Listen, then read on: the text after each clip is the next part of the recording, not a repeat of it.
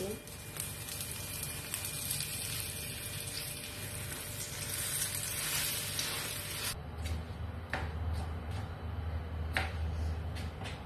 Ang taba ko na guys ang aking kakakain sa aking mga niluto.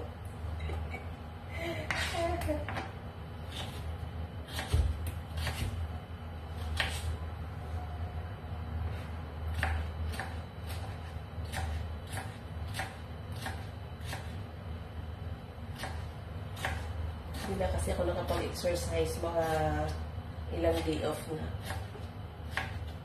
Hindi na pinapawisan. Laging nag-i-edit ng mga aking mga video. So dahil sobrang dami yung aking patatas, ibalito ko muna siya. Ano ko muna siya, kakalambutin ko.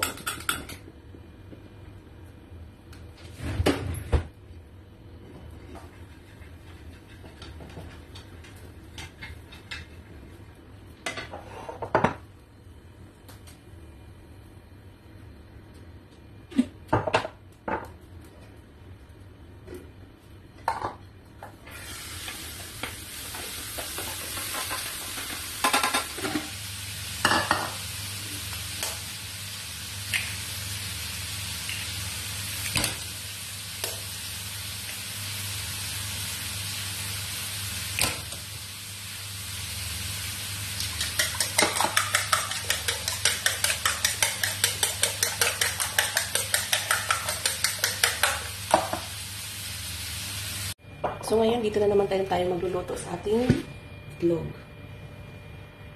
Omelette na itlog with patatas. So ayan.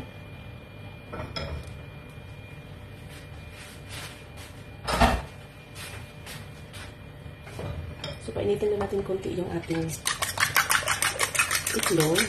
Ano ba yun? Mantika. Tapos ilalagay na natin yung ating itlog. So, ang ginagawa ko, yan, hinahati ko siya. Tapos, yung ating, ayan, patatas na niluto kanina.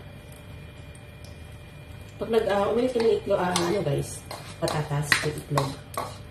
Unahin nyo muna lutuin yung patatas kasi matagal maluto yung patatas kaysa sa itlog. Ayan. Tapos, ilalagay ko naman yung tira na itlog dito sa ibabaw.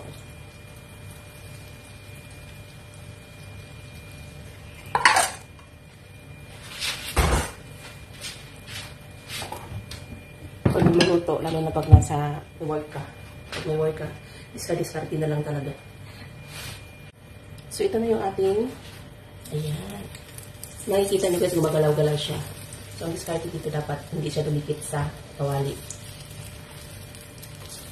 Kasi pag dumikit siya, masisira yung ano nyo.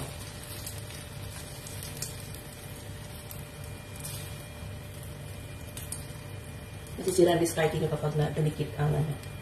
So ngayon, gaganin ko na siya. I-flip ko na siya. Ayan. Ganun na siya. Ang apoy dapat hindi masyadong malakas para hindi ito sunog.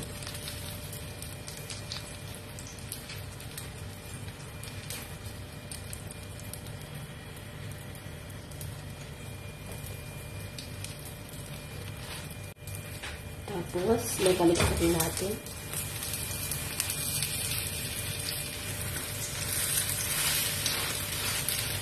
Ayan.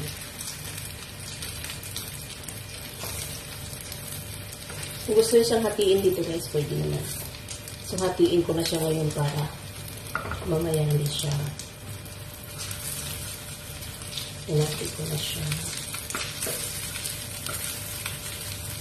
Masarap ito with ketchup. Ayan. Mas maganda kasi paghatiin nyo para maluluto talaga yung sa gitna nyo.